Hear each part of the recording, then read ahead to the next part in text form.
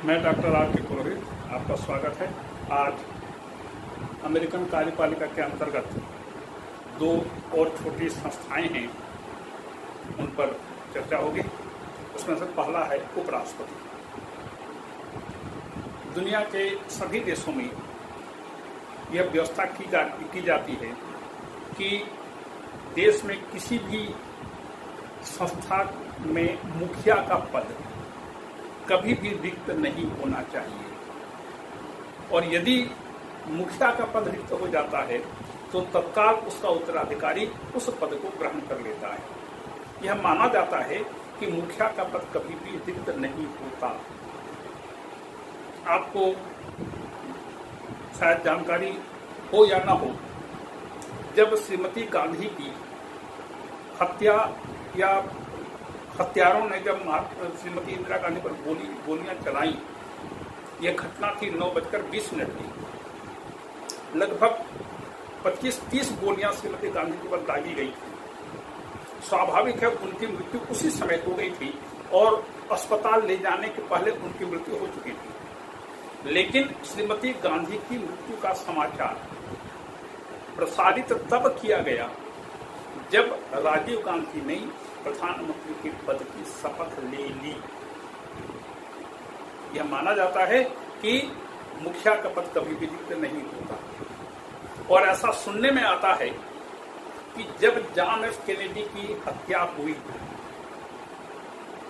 तो उस समय हत्या की घोषणा हो गई, मतलब कि उनकी मृत्यु की घोषणा हो गई। लेकिन उस समय लिंडन बी जॉनसन उपराष्ट्रपति थे। लिंडन बी जॉनसन उस समय वाशिंगटन के बाहर थे और उनका 2-3 घंटे के पहले वाशिंगटन पहुंचना संभव नहीं था। तो अमेरिका के मुख्य न्यायाधीश ने वायरलेस से संपर्क करके लिंडन बी जॉनसन को एरोप्लेन में बैठे बैठे शपथ दिलाई थी। बाद में भले उन्होंने दोबारा शपथ ली थी, लेकिन चूंकि जॉन एफ कैनेडी की मृत्यु का समाचार प्रसारित हो चुका था, यह एक चूक थी प्रशासन की, इसलिए इस ऐसी स्थिति में उपराष्ट्रपति को राष्ट्रपति के पद की शपथ दिलाना भी आवश्यक था। तो इस प्रकार से यह माना जाता है कि राष्ट्रपति हो चाहे प्रधानमंत्री का हो, चाहे कोई भी किसी भी संस्था में मुखिया का पद कभी भी रिक्त नहीं होता। उसका उत्तराधिकारी उसको संभाल लेता है, उस पद को ग्रहण कर लेता है, चाहे स्थायी रूप से हो चाहे अस्थायी रूप से। अमेरिका में राष्ट्रपति के पद पर चर्चा होने के बाद संविधान सभा में फिलाडेल्फिया सम्मेलन में उपराष्ट्रपति के पद पर भी चर्चा हुई। प्रायः सभी सदस्यों का दृष्टिकोण था कि एक उपराष्ट्रपति का पद होना चाहिए। इंग्लैंड में जहां पर वंशानुगत पद्धति है, वहां पर युवराज उत्तराधिकारी होता है। जैसे सम्राट की मृत्यु होती है, युवराज तत्काल पद ग्रहण कर लेता है। अभी जैसे कि महारानी एलिजाबेथ की मृत्यु हुई तो उनके पुत्र प्रिंस चार्ल्स ने शपथ लिया और मतलब प्रिंस चार्ल्स का राज्याभिषेक हुआ और वो सम्राट बन गए। तो अमेरिका में संविधान निर्माताओं ने यह तय किया कि राष्ट्रपति का पद होना चाहिए। जब 1804 ईस्वी में जब जेफरसन उपराष्ट्रपति के पद पर निर्वाचित हुआ, थॉमस जेफरसन, तो उसने यह वक्तव्य दिया था कि मैं सोच नहीं पा रहा हूं कि मुझे उपराष्ट्रपति का पद ग्रहण करना चाहिए या नहीं करना चाहिए। लेकिन यदि मैं उपराष्ट्रपति के पद पर आ जाता हूं तो मैं प्रत्येक शीत काल की सांझ को दार्शनिक चिंतन में व्यतीत करूंगा और प्रत्येक गर्मी गांव में रहूंगा। इसे बेंजामिन फ्रैंकलिन जैसे वयोवृद्ध प्रपितामह अमेरिका के कहते हैं, यह व्यर्थ का महिमावान व्यक्ति है। व्यर्थ का महिमावान व्यक्ति, व्यर्थ भी है महिमावान भी है। व्यर्थ क्यों है? यदि राष्ट्रपति अपना कार्यकाल 4 साल पूरा कर लेता है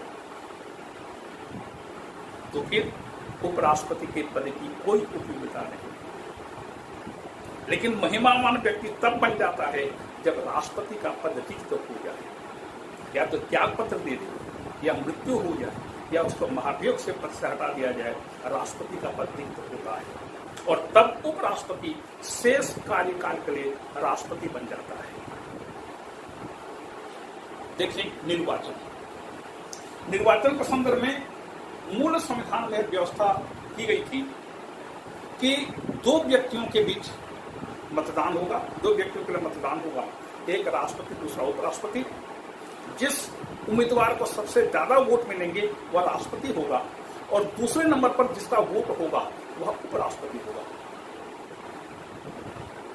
तो 1801 में जेफरसन और बर्र दोनों को समान मत मिले राष्ट्रपति के पद के लिए। तो तय नहीं हो पाया, मतलब कि निर्वाचक मंडल उसको स्पष्ट बहुमत दोनों को नहीं मिला, दोनों को समान मत मिले।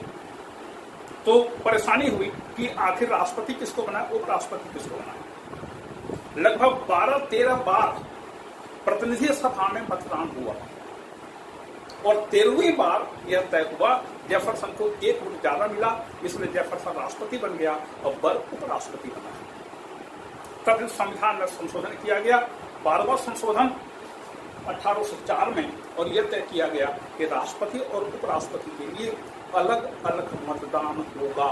निर्वाचक मंडल वही होगा जो निर्वाचक मंडल राष्ट्रपति के लिए निर्वाचन करता है, मतदान करता है, वही निर्वाचक मंडल उपराष्ट्रपति के लिए भी मतदान करता है। तो निर्वाचक मंडल में कोई अंतर नहीं है, लेकिन राष्ट्रपति के लिए अलग मतदान होता है, उपराष्ट्रपति के लिए अलग मतदान होता है। और इसमें जिसको स्पष्ट बहुमत मिलते हैं 538 में 270, इसकी चर्चा राष्ट्रपति के निर्वाचन के संदर्भ में विस्तार से हो चुकी है। तो जिस उम्मीदवार को उपराष्ट्रपति के पद के लिए 270 से अधिक वोट मिलते हैं निर्वाचक मंडल का, उस व्यक्ति को उपराष्ट्रपति निर्वाचित घोषित कर दिया जाता है। यदि किसी भी एक उम्मीदवार को 270 अर्थात स्पष्ट बहुमत न मिले, तब फिर इसका निर्धारण, इसका निश्चय सीनेट करती है। सीनेट में 50 राज्यों को 100 सदस्य होते हैं, प्रत्येक सदस्य का एक वोट। ये 100 सदस्य 51 मत देकर के किसी एक उम्मीदवार को उपराष्ट्रपति निर्वाचित घोषित करते हैं। तो इस प्रकार से जबकि राष्ट्रपति के लिए ऐसी स्थिति में उत्पन्न हो जाए तो प्रतिनिधि सभा एक राज्य एक वोट के आधार पर तय करती है। उपराष्ट्रपति के लिए ऐसी स्थिति आ जाए तो इसका निर्धारण सीनेट एक सदस्य एक वोट के आधार पर करता है। इसकी योग्यता, वह अमेरिका का नागरिक, देखिए राष्ट्रपति के लिए प्राकृतिक नागरिक, लेकिन उपराष्ट्रपति के लिए नागरिक 35 वर्ष की आयु होनी चाहिए कम से कम, और उसे कम से कम 14 वर्ष तक अमेरिका में निवास करना चाहिए। फिर कार्यकाल, उसका कार्यकाल 4 वर्ष है। उसकी पदच्युति महाभियोग है, महाभियोग के द्वारा उसको पद से हटाया जा सकता है। जो प्रक्रिया राष्ट्रपति के लिए राष्ट्रपति को हटाने के लिए अपनाई गई है, उसी प्रक्रिया से उपराष्ट्रपति को भी हटाया जा सकता है। महाभियोग का प्रस्ताव प्रतिनिधि सभा से शुरू होगा और सीनेट महाभियोग न्यायालय के रूप में बैठ करके उसकी जांच करेगा। सर्वोच्च न्यायालय का मुख्य न्यायाधीश सीनेट की बैठकों की अध्यक्षता करेगा और उपराष्ट्रपति अपना बचाव कर सकेगा। तमाम छानबीन के बाद मतदान होगा। यदि मतदान में 2/3 बहुमत मिल गया तो फिर उपराष्ट्रपति को पद से हटा दिया जाता है। पद रिक्तता, अमेरिका में एक बात ध्यान रखेंगे, कभी भी मध्यावधि चुनाव नहीं होते। भारत में कभी भी चुनाव होता है और भारत में संघात्मक व्यवस्था होने के कारण हर वर्ष 2-4 विधानसभाओं के चुनाव तो होते ही हैं। अमेरिका में कभी भी मध्यावधि चुनाव नहीं होते। वहां पर डेट फिक्स है, माह दिन फिक्स है। तो यदि मान लीजिए राष्ट्रपति का पद रिक्त हुआ तो उपराष्ट्रपति शेष कार्यकाल के लिए राष्ट्रपति बन जाता है। और यदि उपराष्ट्रपति का पद रिक्त हुआ तो मध्यावधि चुनाव तो होगा नहीं। तो राष्ट्रपति किसी एक व्यक्ति को उपराष्ट्रपति नियुक्त करता है और कांग्रेस के दोनों सदन, प्रतिनिधि सभा और सीनेट, दोनों सदन मिलकर के उस प्रस्ताव को, नियुक्ति के प्रस्ताव को 2/3 बहुमत से स्वीकृति प्रदान करते हैं। जब दोनों सदनों से उस नाम के नियुक्ति की पुष्टि 2/3 बहुमत से हो जाती है,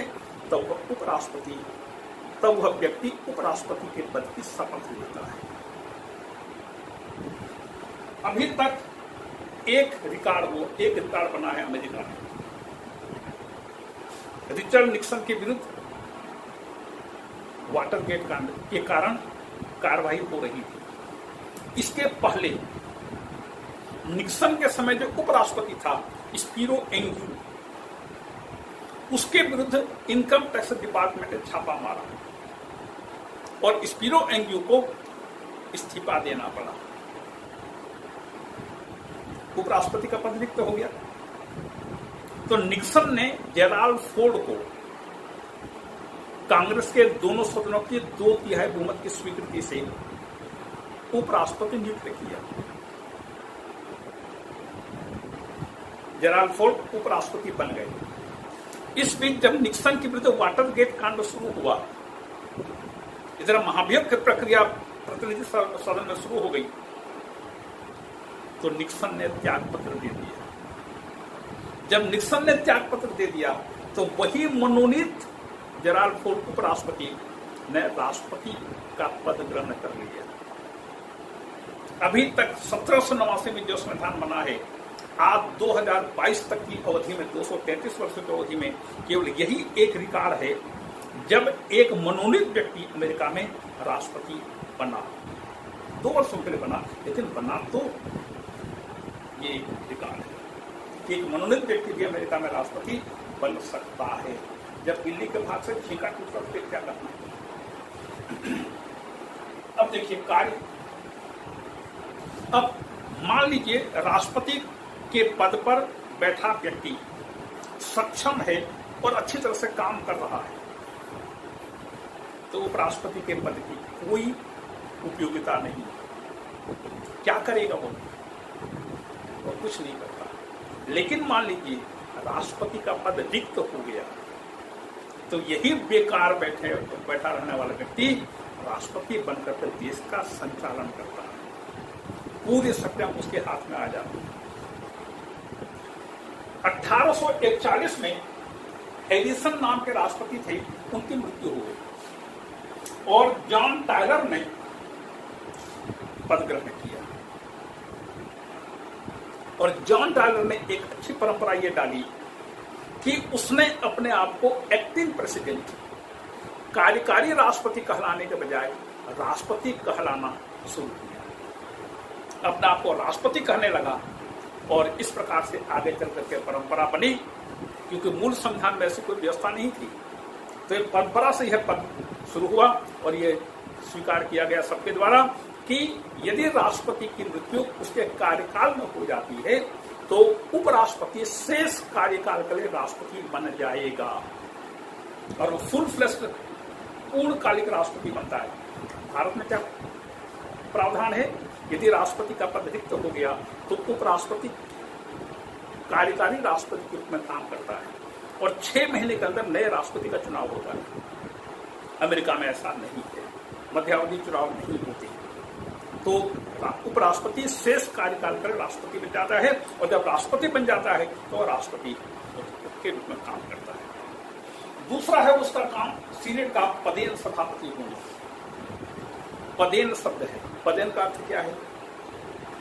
जब एक विभाग का व्यक्ति दूसरे विभाग का भी काम करता है, व्यक्ति एक है लेकिन 2 प्रकार के कार्य करता है, तो उसको पदेन सदस्य कहते हैं, उसको पदेन कहते हैं। जैसे ये उपराष्ट्रपति मूलतः किस विभाग से संबंधित है? कार्यपालिका से, लेकिन वह व्यवस्थापिका की बैठकों में जाकर भाग लेता है या उसकी अध्यक्षता करता है, तो वह सीनेट का पदेन सभापति या पदेन अध्यक्ष होता है। इसको पदेन कहते हैं। पदेन उपराष्ट्रपति ने, पदेन सभापति या पदेन अध्यक्ष। इसी प्रकार से भारत में जितने मंत्री होते हैं ये सब मंत्री है, मतलब किस विभाग से संबंधित है? कार्यपालिका से, लेकिन वो मूलतः किस विभाग से हैं? व्यवस्थापिका से। क्योंकि प्रत्येक मंत्री को संसद का सदस्य होना जरूरी है, तो वो व्यवस्थापिका के मूल सदस्य हैं, लेकिन काम कहां कर रहे हैं? कार्यपालिका में भी काम कर रहे हैं। इसलिए सभी मंत्री कार्यपालिका के पदेन सदस्य होते हैं। ये पदेन शब्द है, इसका अर्थ है। क्लियर हुआ? अब सीनेट के पदेन सभापति के रूप में वह सदन की बैठकों की अध्यक्षता करता है। सीनेट का सदस्य नहीं होता, लेकिन वह सीनेट की बैठकों की अध्यक्षता करता है, सदन में शांति व्यवस्था और अनुशासन की स्थापना करता है, सदन में सदस्यों को बोलने की अनुमति देता है। किसी प्रस्ताव पर, विधेयक पर यदि चर्चा पूरी हो जाए तब वह वाद विवाद को समाप्त करके मतदान की व्यवस्था करता है, मतगणना करता है और परिणामों की घोषणा करता है, पारित प्रस्तावों पर हस्ताक्षर करता है, और यदि समान मत आ जाए तो वह निर्णायक मत देता है। तो जैसे एक अध्यक्ष के रूप में उसकी भूमिका होनी चाहिए, वह अपनी भूमिका का निर्वाह करता है। और इस प्रकार से कहा जा सकता है कि उपराष्ट्रपति का पद महत्वपूर्ण तब बन जाता है जब राष्ट्रपति का पद रिक्त हो जाए। बाकी उसके पास पर्याप्त समय होता है। वैसे जो कुशल उपराष्ट्रपति होते हैं, जो कर्मठ उपराष्ट्रपति होते हैं, वे इसे राष्ट्रपति के पद के लिए एक प्रशिक्षण अवधि इसको मानते हैं। राष्ट्रपति चाहे तो उपराष्ट्रपति को प्रशिक्षण देने के तौर पर उसको कई प्रकार के काम सौंप सकता है, और काम सौंपते रहे हैं राष्ट्रपति। तो उपराष्ट्रपति के लिए सीखने का एक बढ़िया अवसर मिल जाता है, ताकि कल को यदि वह राष्ट्रपति निर्वाचित हो जाता है तो उसको काम करने में असुविधा या परेशानी न हो। ये है उपराष्ट्रपति। अब एक दूसरा, इसी कार्यपालिका के अंतर्गत एक और संस्था है, उसे कहते हैं मंत्रिमंडल। मंत्रिमंडल, अमेरिका के संविधान में मंत्रिमंडल नाम की कोई संस्था का उल्लेख नहीं है। राष्ट्रपति, कार्यपालिका में राष्ट्रपति और उपराष्ट्रपति दो पदों का उल्लेख है बस। लेकिन एक राष्ट्रपति कितना काम करेगा, उसको परामर्श की तो आवश्यकता पड़ेगी, सलाह लेने की तो आवश्यकता पड़ेगी। सलाह किससे लेगा? जब जॉर्ज वॉशिंगटन ने राष्ट्रपति का पदभार संभाला तो परामर्श लेने की आवश्यकता पड़ी। उन्होंने कांग्रेस के सदस्यों को बुला करके परामर्श लेना शुरू किया। कांग्रेस में उनके खूब सारे मित्र थे, उनसे परामर्श लेना शुरू किया। लेकिन दो चार परामर्श के बाद, 2-4 बैठकों के बाद इन सदस्यों ने कहा, मिस्टर प्रेसिडेंट, हमारे अमेरिका में शक्ति पृथक्करण सिद्धांत लागू है, हम आपको परामर्श नहीं दे सकते, गड़बड़ हो जाएगा, संविधान के विरुद्ध आचरण हो जाएगा। तो फिर जॉर्ज वॉशिंगटन ने सर्वोच्च न्यायालय के न्यायाधीशों से परामर्श लेना शुरू किया। लेकिन न्यायाधीशों ने कहा कि मिस्टर प्रेसिडेंट, हम आपको परामर्श केवल कानूनी मामले में देंगे, राजनीतिक मामलों में, शांति व्यवस्था के मामलों में हम आपको परामर्श नहीं दे सकते, और हम आपको वैसे ही आप बुलाएंगे, हम आपको परामर्श देने नहीं आएंगे। बकायदा मुकदमा दर्ज करेंगे सर्वोच्च न्यायालय में आप, तब हम आपको कानूनी परामर्श देंगे, लीगल एडवाइस देंगे, कोई राजनीतिक परामर्श नहीं देंगे। तो जॉर्ज वॉशिंगटन को निराशा हुई। उन्होंने प्रयोग के तौर पर विभागीय सचिवों से परामर्श लेना शुरू किया। विभागीय सचिव, प्रत्येक विभाग में एक सचिव होते थे, अभी भी होते हैं। तो उन सचिवों को बुला करके परामर्श लेना शुरू किया, और ये उनका प्रयोग सटीक बैठा। अब भी मंत्रिमंडल नाम की कोई संस्था अमेरिका में नहीं है। सचिवों को वह राष्ट्रपति कुछ परामर्श प्राप्त करने के लिए कुछ लोगों को सचिव के पद पर नियुक्त करता है। इन सचिवों को हम आप बोलचाल के भाषा में मंत्रिमंडल कहते हैं, लेकिन होते सचिव हैं। इनकी संख्या 9 हो सकती है, 9 से अधिक नहीं। और इन 9 लोगों की नियुक्ति राष्ट्रपति करता है, और सीनेट 2/3 बहुमत से स्वीकृति देता है। सीनेट की स्वीकृति के बिना कोई भी व्यक्ति सचिव नहीं बन सकता। और इनकी संख्या 9 होती है। अवधि राष्ट्रपति की इच्छा पर्यंत, जब तक राष्ट्रपति चाहे इन सचिवों को अपने पद पर बनाए रख सकता है।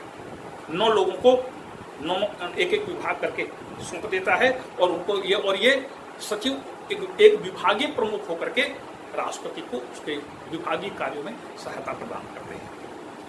पदच्युति महाभियोग के द्वारा तो सचिवों को 2 प्रकार से पद से हटाया जा सकता है। एक तो राष्ट्रपति अपनी मर्जी से हटा सकता है और दूसरा कांग्रेस महाभियोग के द्वारा मंत्रियों को पद से हटा सकती है, सचिवों को पदच्युत कर सकती है। तो अमेरिका में जितने भी उच्च पदाधिकारी हैं सबको महाभियोग से पद से हटाया जाता है, जबकि भारत में केवल राष्ट्रपति को महाभियोग से हटाया जाता है। बाकी के लिए पद्धति लगभग वही है, लेकिन महाभियोग शब्द का प्रयोग उनके लिए नहीं किया गया है। फिर इनका कार्य क्या है? इनका कार्य परामर्श देना। राष्ट्रपति मांगे तो परामर्श देना, न मांगे तो नहीं देना। कई ऐसे अवसर आते हैं जबकि राष्ट्रपति अपनी मर्जी से सब काम करता है और उसके लिए गलत भी नहीं है। अब्राहम लिंकन के बारे में एक कहावत है, एक कथा प्रचलित है कि अब्राहम लिंकन कभी भी मंत्रिमंडल की बैठक नहीं बुलाता था, या बुलाता भी था तो वह उनको कुछ सूचना देने के लिए बुलाता था। एक बार उसने बुलाया मंत्रिमंडल की बैठक। वह बैठक किसके लिए थी, किस संदर्भ में था? उस समय अमेरिका में युद्ध शुरू हो रहा था, दास पद्धति के विरुद्ध। आगे चलकर के इसकी चर्चा करेंगे। अब्राहम लिंकन स्वयं यह सोचता था कि अमेरिका की सरकार को दास प्रथा के विरुद्ध युद्ध में भाग लेना चाहिए, तो क्या करें, इसके बारे में उसने मंत्रिमंडल की बैठक बुलाई। मंत्रिमंडल की बैठक में चर्चा हुई। चर्चा होने के बाद मतदान हुआ। राष्ट्रपति ने कहा चलिए आप लोग मतदान करिए। तो उसके 9 मंत्री थे, 9 सचिव थे। इन 9 सचिवों में से 8 सचिवों ने अब्राहम लिंकन की इच्छा के विरुद्ध दास प्रथा का समर्थन करने के प्रस्ताव पर वोट दिया। 8 मंत्री दास प्रथा के पक्ष में थे, 1 मंत्री केवल राष्ट्रपति के पक्ष में था, जबकि और राष्ट्रपति का सोचना था कि अमेरिका को दास प्रथा के विरुद्ध युद्ध में भाग लेना चाहिए। अब्राहम लिंकन ने कहा 8 नहीं में 1 हाँ में, 1 की बात मैं मानूंगा। और इस प्रकार से अमेरिका में अब्राहम लिंकन ने दास प्रथा के विरुद्ध, मतलब दास प्रथा को समाप्त करने के लिए गृह युद्ध में भाग लिया। तो इस प्रकार से अमेरिका का राष्ट्रपति किसी भी रूप में मंत्रिमंडल के परामर्श को मानने के लिए बाध्य नहीं है। परामर्श लेना या नहीं लेना राष्ट्रपति की इच्छा पर निर्भर करता है।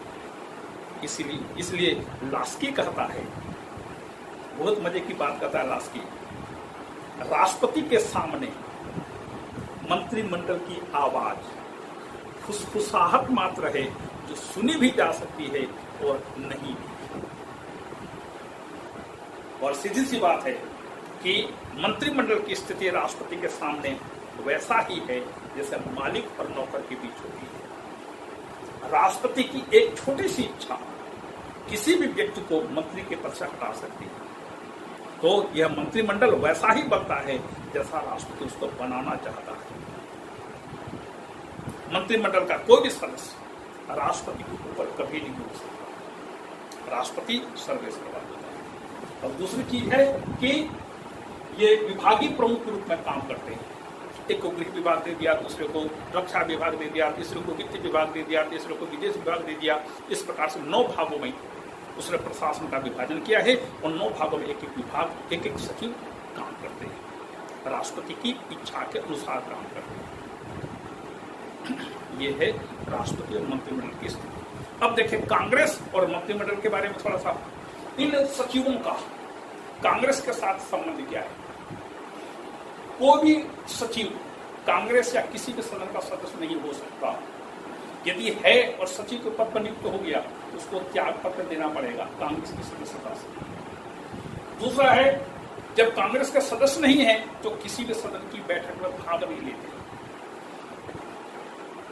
जब बैठेंगे नहीं, भाग ही नहीं लेंगे, तो इसे कांग्रेस किसी प्रकार से न तो प्रश्न पूछ सकती है, न पूरा प्रश्न पूछा जा सकता है। फिर कांग्रेस इन मंत्रियों को अविश्वास प्रस्ताव के द्वारा पद से नहीं हटा सकती। इनका नेता राष्ट्रपति ही होता है। जैसे संसदीय शासन में प्रधानमंत्री के त्याग पत्र का अर्थ पूरा मंत्रिमंडल भंग माना जाता है, ऐसा यहां पर नहीं होता। राष्ट्रपति के विरुद्ध अविश्वास प्रस्ताव पारित होने का प्रश्न ही नहीं उठता, उसको तो केवल महाभियोग से ही पद से हटाया जा सकता है। और मंत्रिमंडल का कोई मुखिया नहीं होता, कोई सचिव में महासचिव, ऐसा कुछ नहीं होता। मंत्रिमंडल को हटाना है तो आपको महाभियोग से हटाना पड़ेगा। और कांग्रेस की बैठकों में ये उपस्थित नहीं होते।